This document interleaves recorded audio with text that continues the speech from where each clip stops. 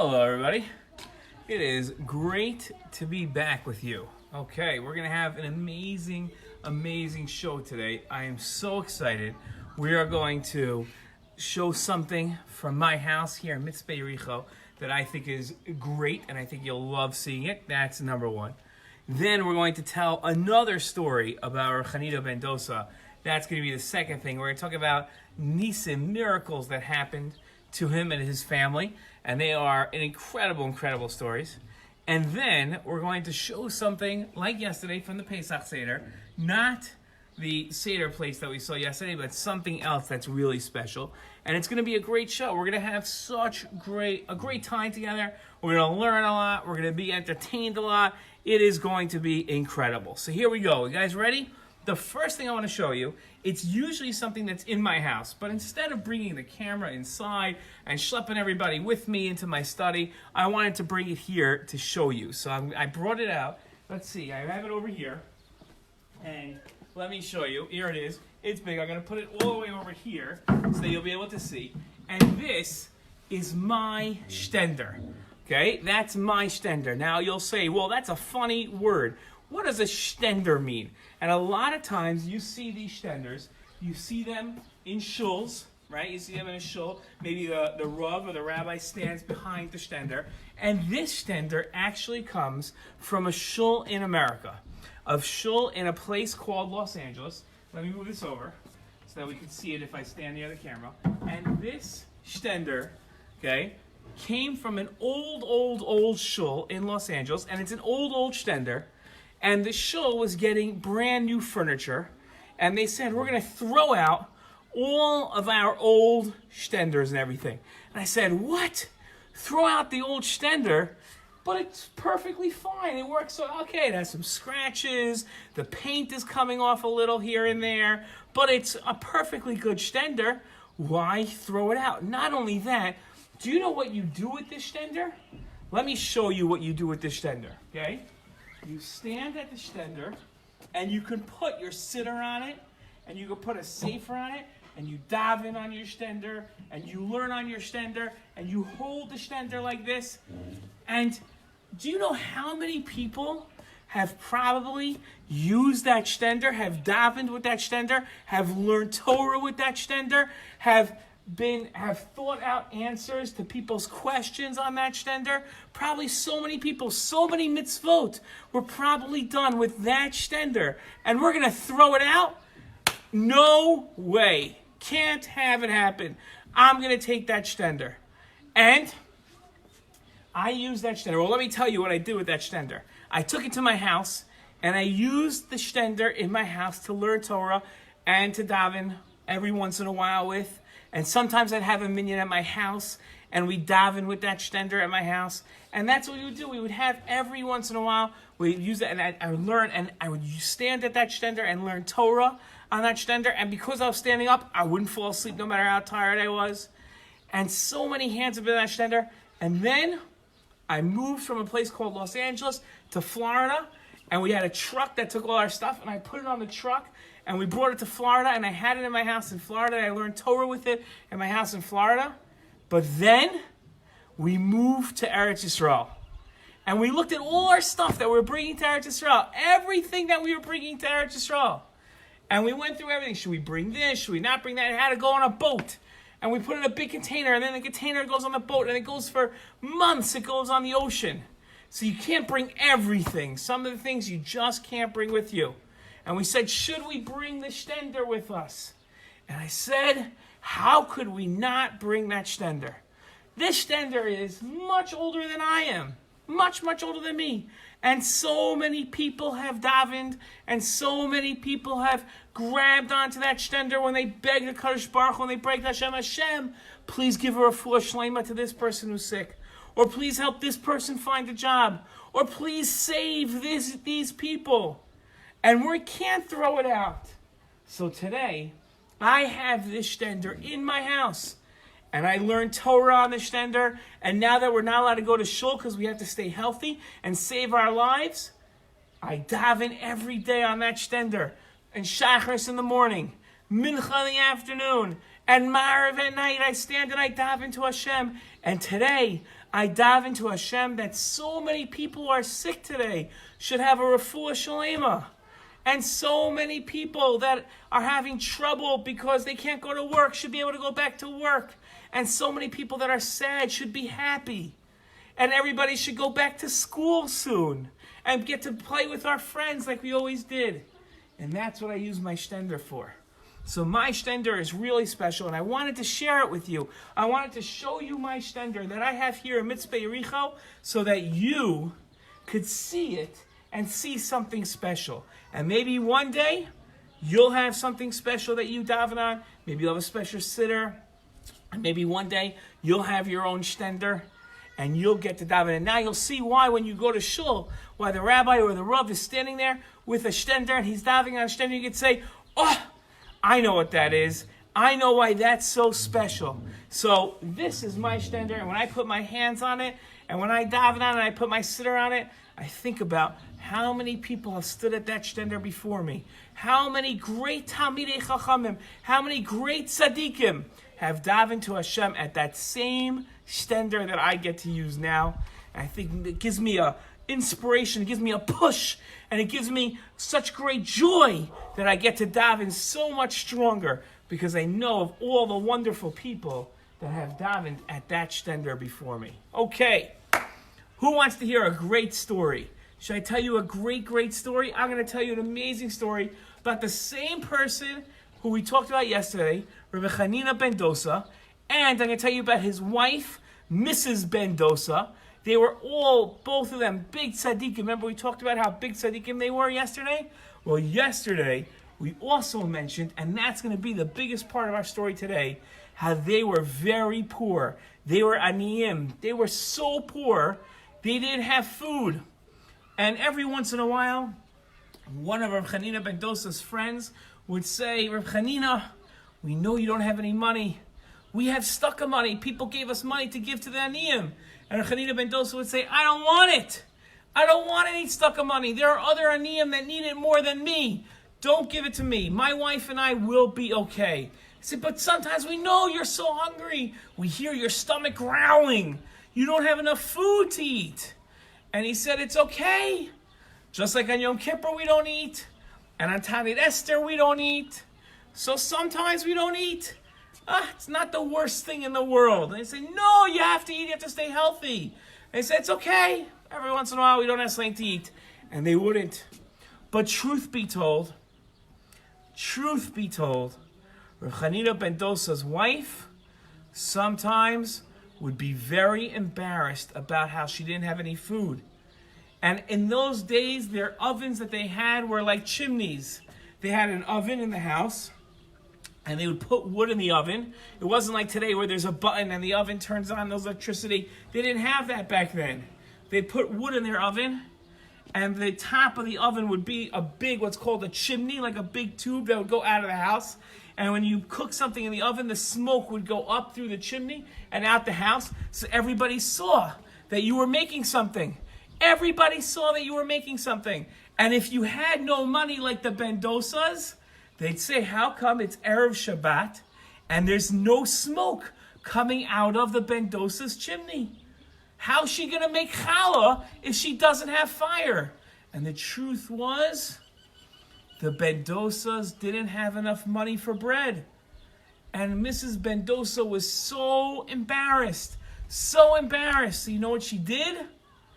She would take twigs, little pieces of wood, and she would put it in her oven. And she would light the twigs on fire. And there would be a fire in the oven. There'd be nothing baking though. And there would be smoke that would come out of the oven. And then people would say, oh, Mrs. Ben Dosa is making challah for Shabbat. Whew, they have bread. Okay, but the truth is they didn't. A lot of Shabbatot, a lot of Shabbosim, a lot of the times they didn't even have enough money for challah, and the Ben Dosas would be hungry on Shabbat, but they were embarrassed. They didn't want to tell people. Mrs. Ben Dosa would be so embarrassed if her neighbors knew. Now here's the part of the story that's going to hurt. This is not a good part of the story. When I read this in the Gemara the first time, my heart broke for Mrs. Ben Dosa. It was such a hard thing to read. Oh, and this is going to hurt us so much. But don't worry. It has a very, very happy ending. So don't get too worried. Okay? When I read it, I didn't know. Nobody told me it had a good ending. And I was so sad when I read this story in the Gemara. But listen to what happened. Mrs. Mendoza had a neighbor. And she was very mean. Very, very mean. She was a mean woman. She always tried to make Mrs. Mendoza's feelings hurt. She tried to hurt Mrs. Mendoza's feelings. It's so hard. So hard. And Mrs. Mendoza would be so upset when she did it. And every day she would have a mean thing to say to Mrs. Mendoza. She would get so mean. And Mrs. Mendoza would cry. She'd be so embarrassed. Well, one day, the neighbor knew. She figured out the trick. There was no bread in Mrs. Mendoza's oven. She was not making challah for Shabbat. She knew she had no money that week. And she knew there's no way she would be able to afford bread for Shabbat. And she knew. So first her neighbor made challah. And she made it smell extra special good. She opened up her windows. She opened up her door so the smell of challah would go into the Mendoza's house. And Mrs. Mendoza would smell the challah baking from her neighbor. She would smell her neighbor's challah. And she would say, "Oi, we don't have challah. We don't have enough money for challah." And she would feel so bad and so embarrassed. And she would smell. That was the first thing her neighbor did to be mean. And her neighbor, the way he used to get the challah out of the oven, because the oven was so hot, it's not like our ovens today. You had to take a shovel. And you would reach into the oven like the way they make pizza today. And they would reach into the oven, and with the shovel, they would take the challah out.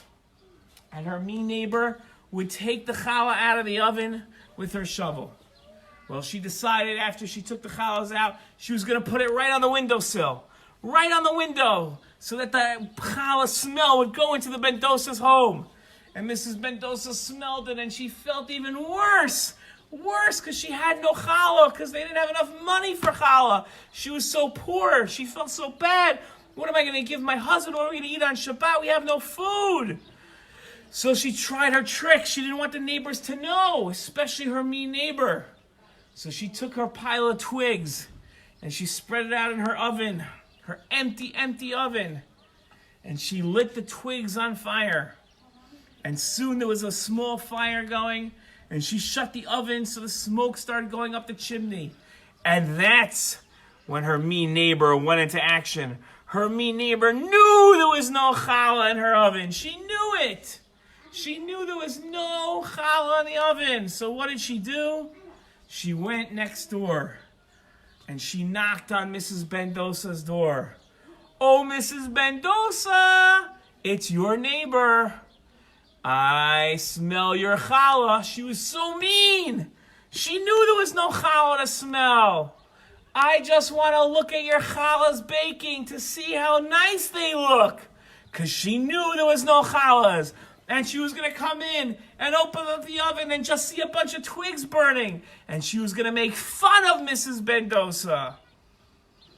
And she knew it. And Mrs. Mendoza's heart was breaking. She couldn't stand it. She couldn't stand listening to this. Oy vey, why are you doing this to me? It hurts. So she decided she was going to hide in the back room of her house and make believe she didn't hear the neighbor knocking. So the neighbor knocks again. She knew Mrs. Mendoza was hiding because she was embarrassed. And she knew this would be a great time to embarrass her. So she knocked on the door. "Mrs. Mendoza, I know you're in there. I see your oven's on. There's smoke coming out. Mrs. Mendoza, please open the door. I just want to look at your challah." Mrs. Mendoza was sitting down with her hands over her ears. She didn't want to hear it all. She didn't want to hear it. Nothing she couldn't. It was so embarrassing. And it hurt her so much pain. So much pain. And Mrs. Mendoza went she just didn't want to get up. She didn't want to do it. And instead, Mrs. Mendoza stood there under her bed, and the neighbor decided to come in. The neighbor decided that she was going to go in and she was going to embarrass Mrs. Mendoza no matter what.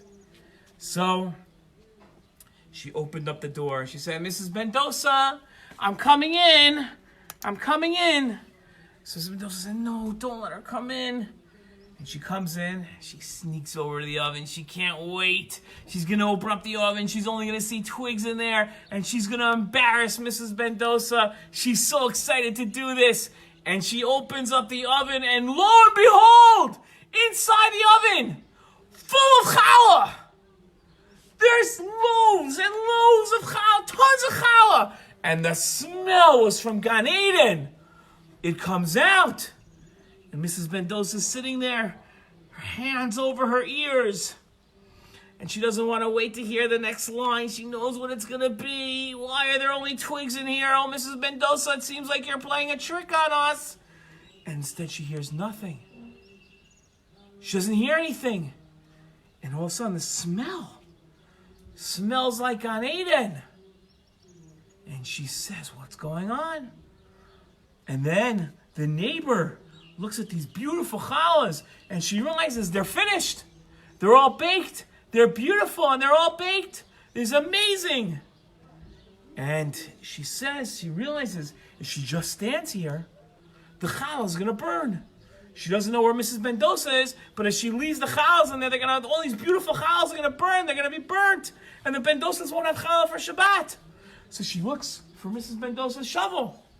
Where's the shovel to take out the challahs? She's looking all around. She looks in the kitchen, everywhere. No shovel. So she calls out, "Mrs. Mendoza, if you're home, come out quickly with your shovel. All your challahs are going to burn." Mrs. Mendoza hears this. She says, "Is it a trick?" So she runs out. She looks in her oven. She looks at her neighbor. She looks in the oven. And she says, "Oh my gosh, the challah's going to burn. The challah's going to burn. The location of the challah's going to burn."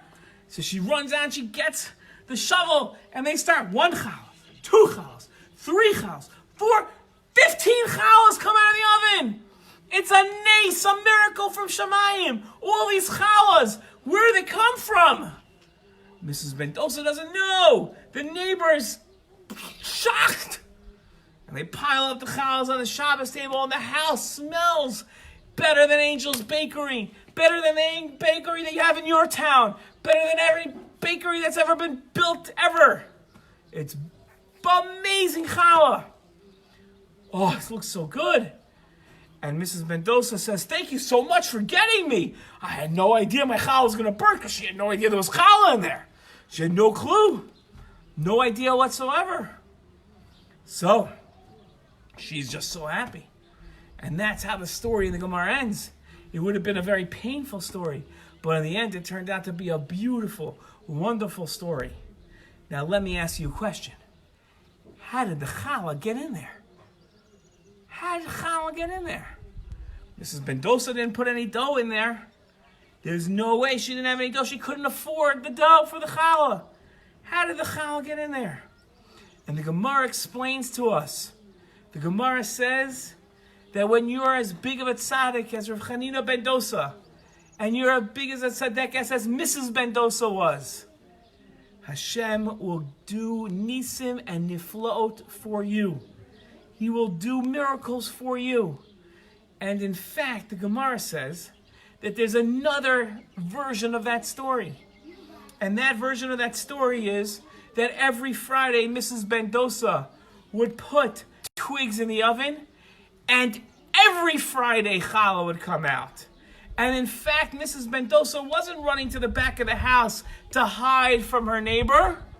She was running in the back of the house to get the shovel, because she knew, just like every Erev Shabbat, there would be challah in the oven, even though she only put Twigs in.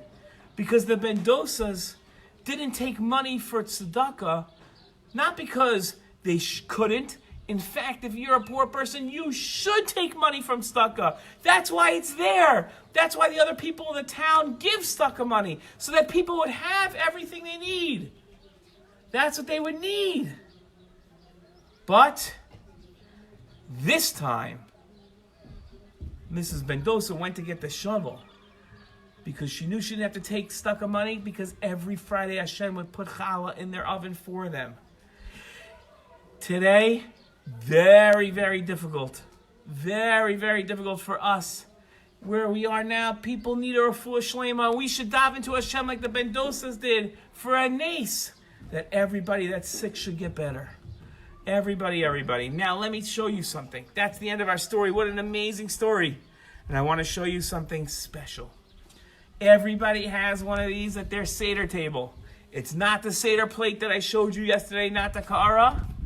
Everybody has their own kosot, their own cups at the Seder. Everybody. But there's a fifth cup. Everybody drinks 4 cups of either wine or grape juice, whatever you're going to drink. But there's a fifth cup at the Seder, and it's the kos shel Eliyahu.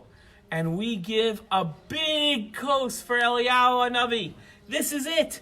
It's a big, beautiful kos. This is my kos shel Eliyahu Hanavi. This is the one we just took it out because we're getting ready for our Seder, because in 2 nights we're going to have a Seder. If you're outside of Eretz Yisrael, you're going to have 2 Sedarim.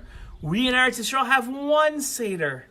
And we're going to have this Seder, and we're going to fill up a kos of wine. And then we're going to get up after we fill up this kos of wine. It's at the end of the Seder. And we're going to open up the front door. And we're going to say, Eliyahu, come on in. Look at the kos we filled for you.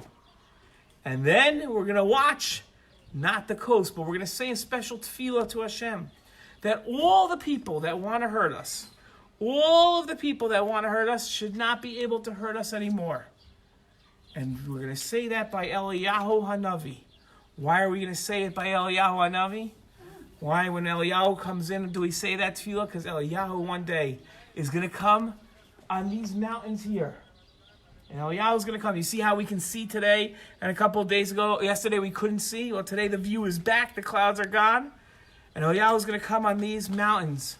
And he's going to announce, everybody, guess what? I have great news. Great news. Mashiach is here. Mashiach is here. So, and then nobody is going to be able to hurt the Jewish people anymore. So that is the end of our show today. It was a great show. I showed you what a stender is. I told you a great story of Chanina Mendoza. I showed you the kos shel Eliyahu and told you all about when Eliyahu is going to come into our Seder when we open up the door for Eliyahu.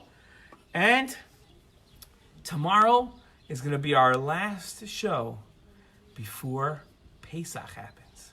Okay, guys. Shalom to everybody.